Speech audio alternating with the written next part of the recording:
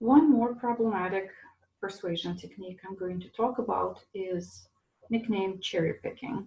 Cherry picking because people include certain information that they like to include and they exclude information that they don't want to include.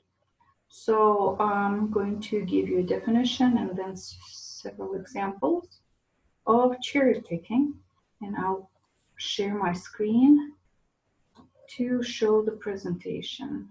So here it is,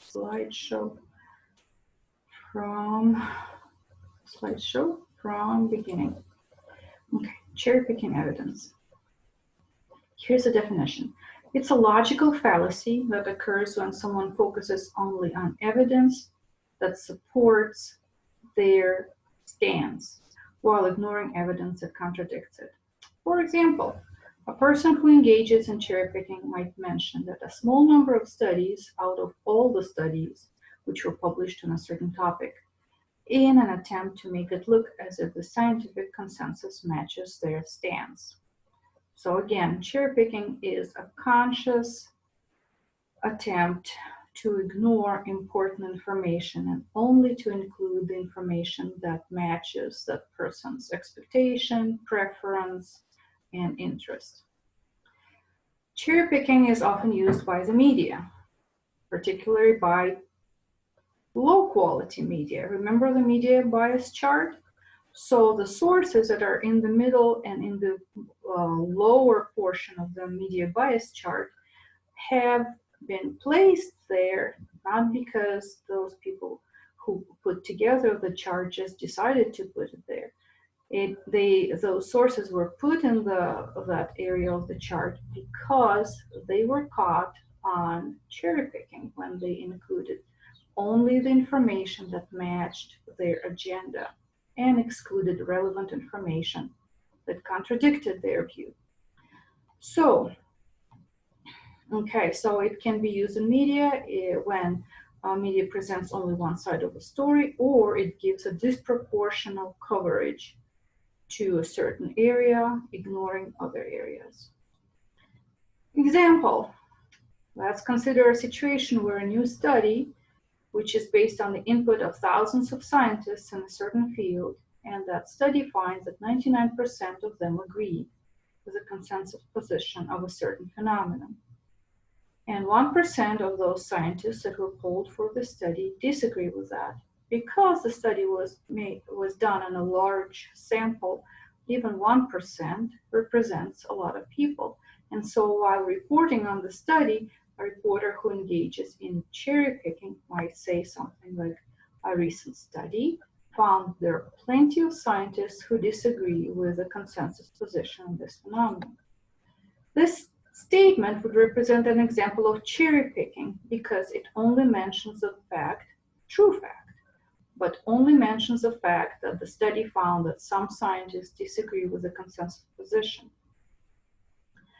However, the fact that 99% of scientists do agree with the consensus position, whatever it is relevant information, and this reporter failed to acknowledge that, and that would be cherry picking.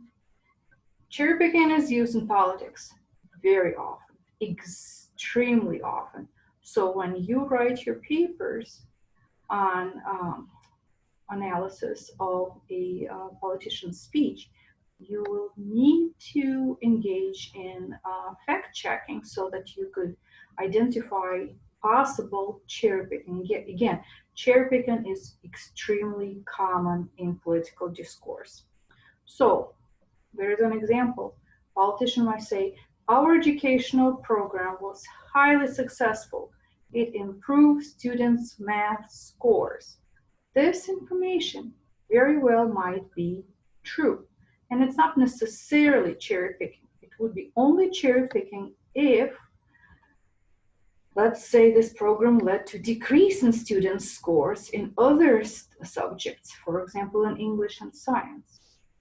See, this background information would change your perception of that previous statement a lot, right? So if somebody said, our students' math scores increased because of this new program, and all of the other scores were also either stable or better, that would be very impressive. However, if somebody says, our students' math scores have increased, failing to inform the audience that their English scores and their science scores and their social sciences scores decreased, that would be a case of unethical cherry picking. Or it would also be cherry picking if that improvement was only in one school out of 30 or so, right? You understand the concept here. Okay.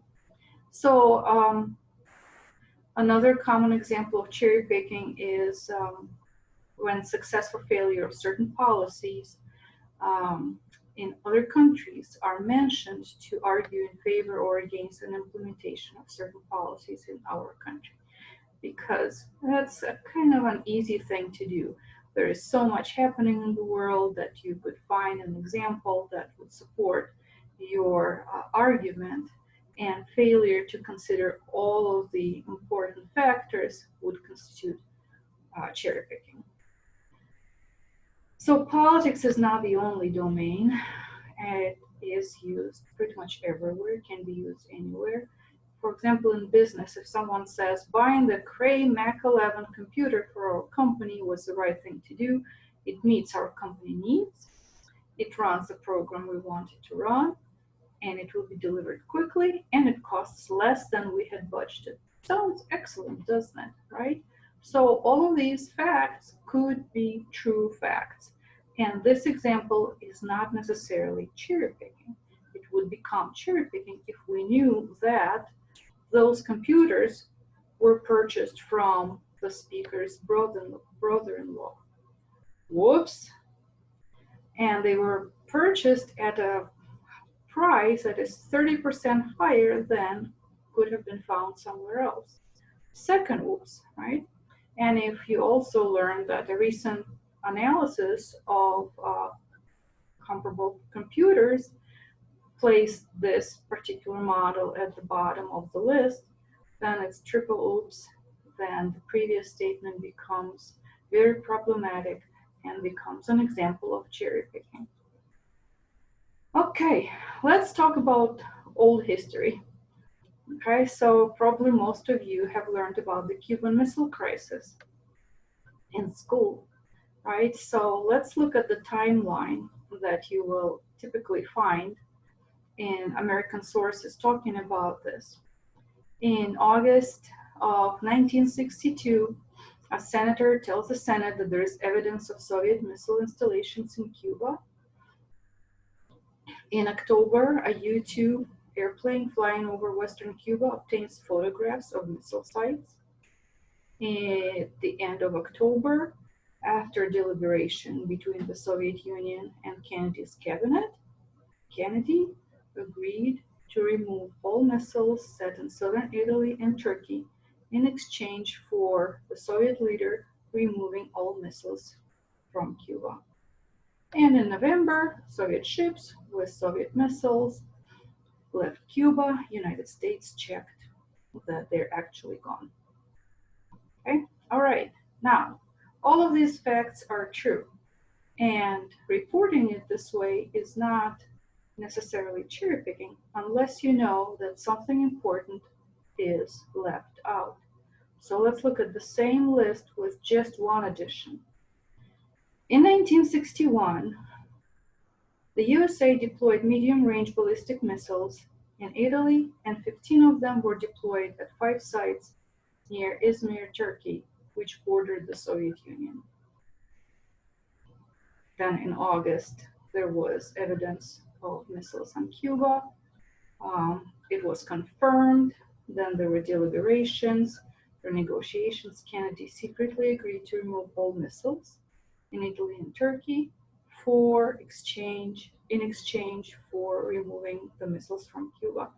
And then the Soviet Union removed their missiles. The United States removed the missiles from Turkey.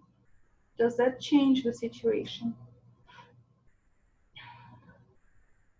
It kind of does, because it changes the initial push for the whole crisis. The people did not mind really the missiles in Italy until there were 15 nuclear missiles placed right on their border, targeting their country. And that's when they put something on Cuba. And once it was agreed that you remove your stuff, we'll remove our stuff, and actually both sides um,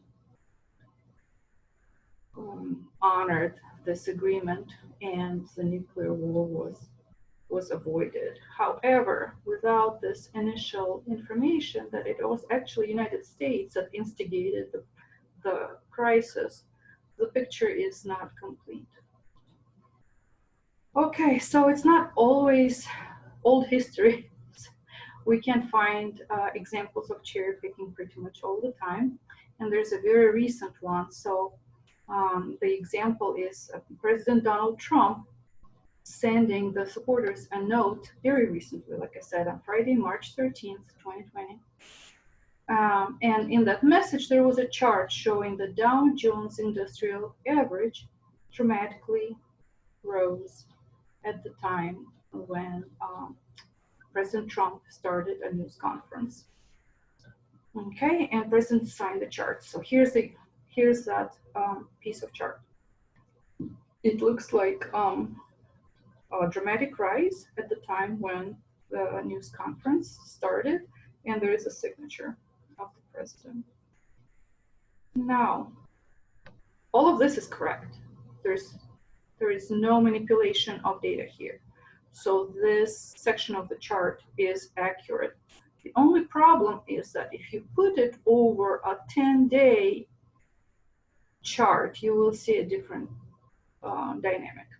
Okay, so if we start that chart a few days before what was happening, you will see that overall trend is downward, and then this little bump on the end does not really represent the trend that's going on. So again, looking at the 10-day chart, you will realize that it's a classic example of cherry picking. When we look at a small part of the data and ignore a larger set. Just in case you're curious about Dow Jones, you can look for this index.